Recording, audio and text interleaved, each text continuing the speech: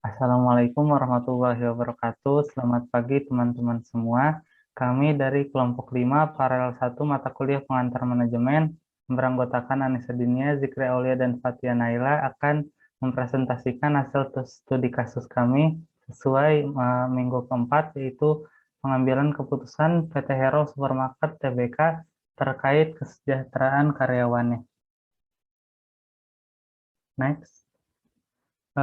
Pada video kali ini kami akan membahas sejarah terbentuknya PT Hero Supermarket, kemudian latar belakang pengambilan keputusan yang akan dibahas, kemudian pengambilan keputusan terkait kesejahteraan karyawan, lalu tipe keputusan yang diambil oleh PT Hero Supermarket, serta pengaruh serikat kerja terhadap pengambilan keputusan. Eh, Didirikannya perusahaan PT Hero Supermarket ini diawali pada 1954 oleh seseorang yang bernama Kurnia dengan kakak laki-lakinya yang bernama Ugo Chang yang mendirikan perusahaan dengan nama CV Hero. Kemudian pada tanggal 23 Agustus 1971, Hero Mini Supermarket dibuka, yang berlokasi di Jalan Falatehan nomor 23 Kebayoran Baru, Jakarta Selatan, di tengah perumahan mewah dengan total pegawai hanya 16 orang. Kemudian sampai 1980 dibuktikan dengan terbentuknya 9 cabang Hero Supermarket di Jakarta. Kemudian pada akhir tahun 1980-an, perkembangan Hero semakin pesat. Kemudian pada 1989, Hero Group melaksanakan initial public offering yang berarti menjual saham kepada masyarakat umum. Hero menjual saham 15% di Bursa Efek Jakarta yang akhirnya meningkatkan harga sahamnya.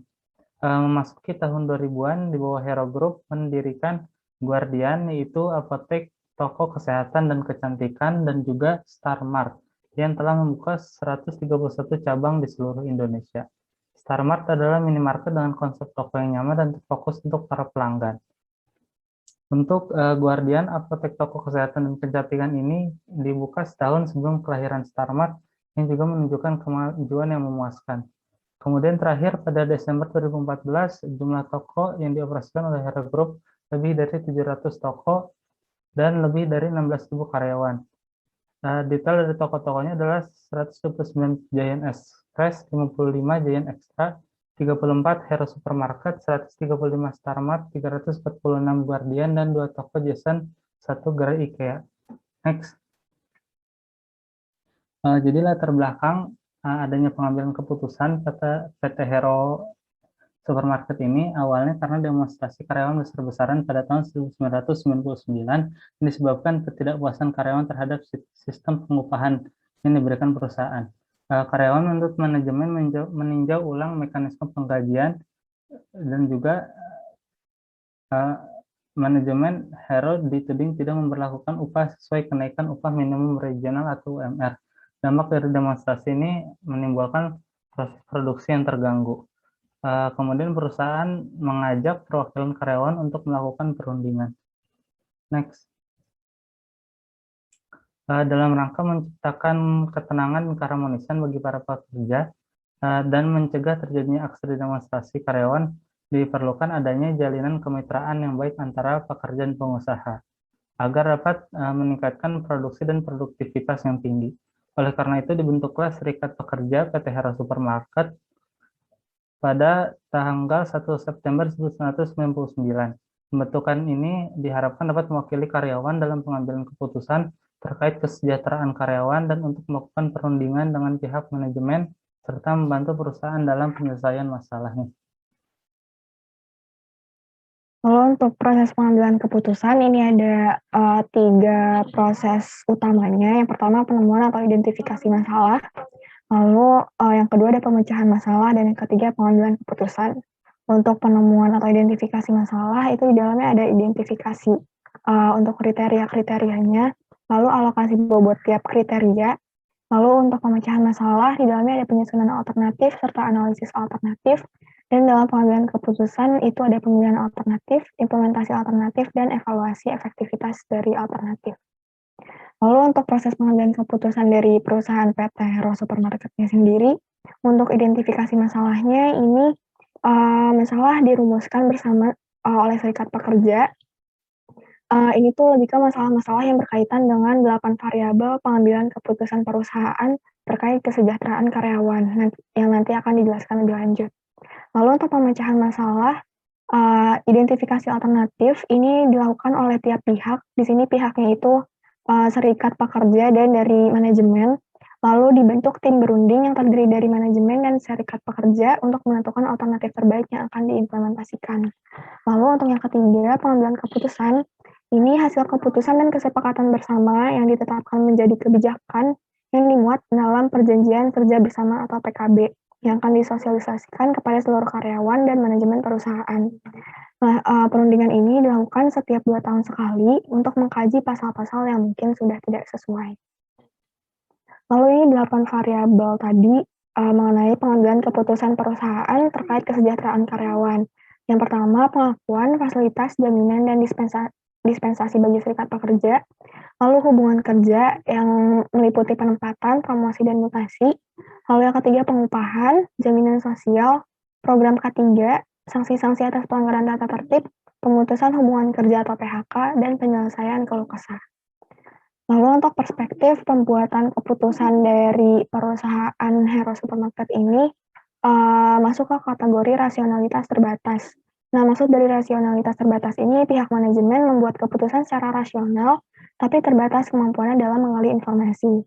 Lalu untuk pembuatan keputusan ini dipengaruhi dari budaya organisasi, politik internal, dan pertimbangan kekuasaan. Nah, untuk di kasus ini pembuatan keputusan dipengaruhi oleh adanya serikat karyawan atau serikat pekerja tadi.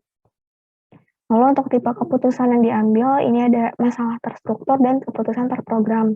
Untuk masalah terstruktur ini artinya tujuannya jelas, lalu masalahnya sudah pernah terjadi sebelumnya. Dalam kasus ini di peristiwa demonstrasi yang sudah terjadi di tahun 1999, lalu informasi tentang masalah ini cukup lengkap. Lalu untuk keputusan terprogram, keputusan dapat ditangani dengan pendekatan yang rutin, yang tadi sudah disebutkan sebelumnya, yaitu setiap 2 tahun sekali. Dan 3 tipe keputusan terprogram ini adanya prosedur, aturan, dan kebijakan. Nah, kasusnya di Hero Supermarket ini dibuat menjadi kebijakan. Lalu untuk tipe pengambilan keputusannya ada konseptual dan perilaku. Konseptual ini maksudnya berpandangan luas dan mempertimbangkan banyak alternatif untuk membuat keputusan jangka panjang. Lalu untuk perilaku ini menghindari konflik dengan bekerja yang baik dengan yang lain dan mau menerima saran. Hal ini pihak manajemen mau menerima saran dari pihak serikat pekerja. Lalu selanjutnya ada pengaruh serikat kerja terhadap pengambilan keputusan terkait kesejahteraan karyawan. Variabel peran serikat pekerja dalam penelitian itu adalah perlindungan dan kondisi kerja, perjanjian kerja bersama, penyelesaian perselisihan, suara pekerja, serta kerjasama dan hubungan industrial. Untuk perlindungan dan kondisi kerja, ini tidak terdapat pengaruh signifikan, namun mempunyai pengaruh yang positif. Tidak signifikan karena perusahaan sudah merasa memberikan perlindungan dan kondisi kerja yang baik. Hal ini bisa dibuktikan dengan penyediaan asuransi dari perusahaan sebagai upaya perlindungan karyawan. Selain itu, kondisi kerja di perusahaan dapat dikatakan sudah baik dan risiko terjadinya kecelakaan kerja di perusahaan juga kecil. Berpengaruh positif karena pemberian perlindungan dan kondisi kerja yang aman dan nyaman oleh perusahaan sebagai bentuk kompensasi non-finansial agar dapat mempertahankan karyawan dan meningkatkan produktivitas. Lalu selanjutnya ada perjanjian kerja bersama yang terdapat pengaruh signifikan dan positif. Untuk perjanjian kerja bersama ini memiliki pengaruh signifikan karena selalu dilakukan perubahan setiap 2 tahun sekali sesuai dengan kebijakan perusahaan. Berpengaruh positif karena dalam pembuatan perjanjian kerja bersama ini, buruh dapat melakukan tawar-menawar dengan pengusaha mengenai syarat-syarat kerja dan juga fasilitas-fasilitas lainnya. Selanjutnya ada penyelesaian perselisihan yang tidak terdapat pengaruh signifikan dan pengaruhnya negatif. Untuk penyelesaian perselisihan itu karena setiap perselisihan yang ada di perusahaan diselesaikan dengan cara musyawarah. dengan serikat pekerja hanya bertindak sebagai pendamping. Namun dalam proses pengambilan keputusan terkait penyelesaian masalah ini tetap dilakukan oleh pihak manajemen. Lalu untuk selanjutnya, surat pekerja itu memiliki pengaruh signifikan dan pengaruhnya positif. Untuk surat pekerja, karena masih berkaitan dengan hubungan antara pihak internal dan perusahaan, sehingga memiliki pengaruh yang signifikan. Namun dalam hubungan industrial yang terjadi dengan pihak luar, perusahaan hanya melibatkan manajemen tingkat atas. Berpengaruh positif, karena serikat pekerja juga dapat bernegosiasi untuk menetapkan mekanisme prosedur pengaduan surat pekerja. Lalu selanjutnya, kerjasama dan hubungan industrial. Tidak terdapat pengaruh signifikan dan berpengaruh positif. Karena masih berkaitan dengan hubungan antara pihak internal perusahaan, namun dalam hubungan industrial yang terjadi dengan pihak luar, perusahaan hanya melibatkan manajemen tingkat atas. Berpengaruh positif, karena kerjasama dan hubungan industrial yang harmonis dalam suatu perusahaan akan terbentuk apabila hubungan antara karyawan dan pihak perusahaan berjalan dengan baik. Dan serikat pekerja dalam menjalankan perannya berprinsip dalam setiap mengambil keputusan yang terbaik dan menguntungkan semua pihak sehingga menciptakan hubungan yang harmonis. Bisa di next.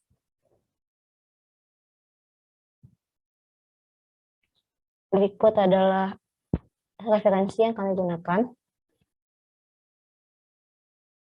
Sekian dari kami, mohon maaf atas kurangnya. Wassalamualaikum warahmatullahi wabarakatuh.